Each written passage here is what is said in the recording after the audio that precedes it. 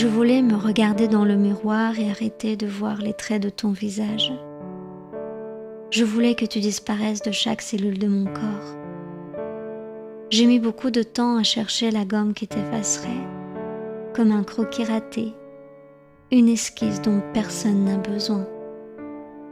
Je voulais fermer les yeux et ne plus voir devant moi ton dos courbé, ton front crispé, ton regard de reproche lourd et noir, au fond duquel il n'y a que la peur. Je voulais jamais dire à personne que j'avais un père. Je voulais qu'à la place de ce mot il y ait un blanc, un espace, un vide.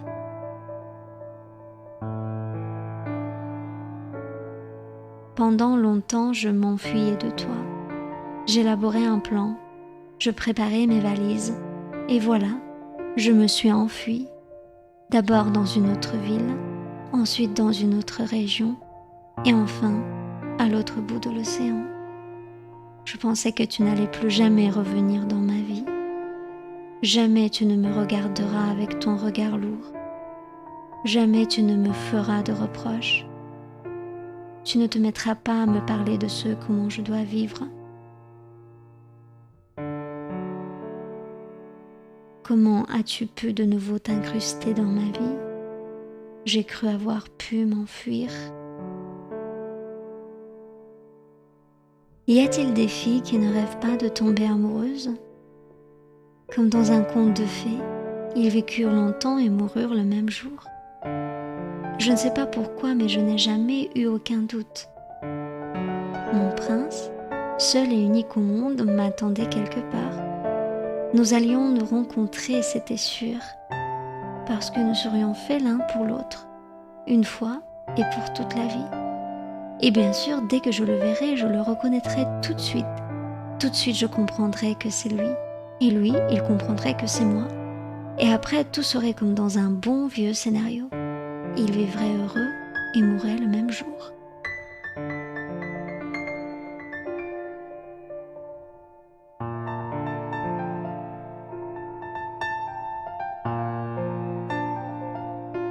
Mais j'ai oublié qu'il n'y a pas de gomme qui puisse effacer nos souvenirs d'enfance. Toutes nos douleurs, toutes nos haines sont inscrites dans chaque cellule de notre corps. Elles surgissent au moment où tout à coup nous devenons adultes. Même si entre nous il y a un océan, tu restes quand même mon père au niveau cellulaire, quelle que soit ma résistance intérieure. Que la maladie dévore ton cerveau en te forçant à te protéger des ennemis illusoires, je t'écris cette lettre pour que tu saches que je suis heureuse et reconnaissante. J'aime et je suis aimée. Maintenant, je sais au juste que cela existe, comme dans un conte de princesse, une fois et pour toute la vie. Lui et moi, tous les deux, nous percevons très finement tout ce qui nous entoure.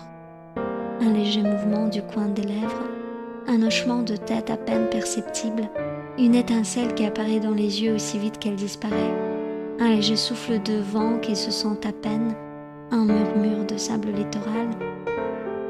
C'est tout un univers, l'univers qui embrasse de l'extérieur et résonne à l'intérieur de nous.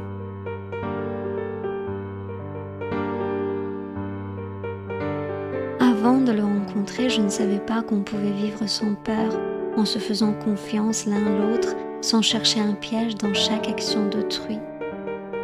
Dans mon enfance, tu as rempli mon cœur de haine à l'égard des gens.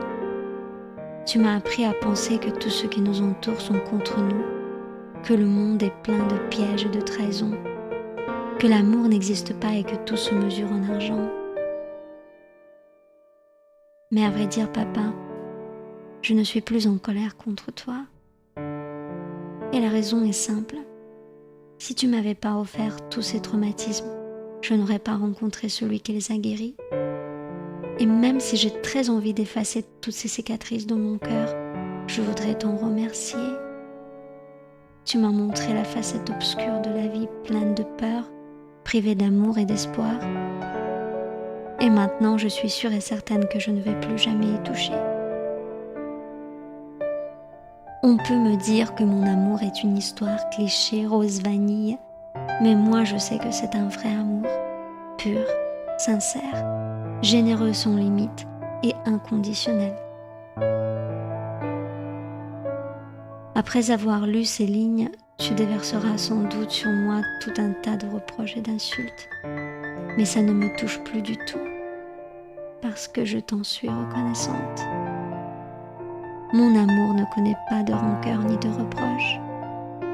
Et même si tu n'y crois pas, nous vivrons heureux et mourrons le même jour.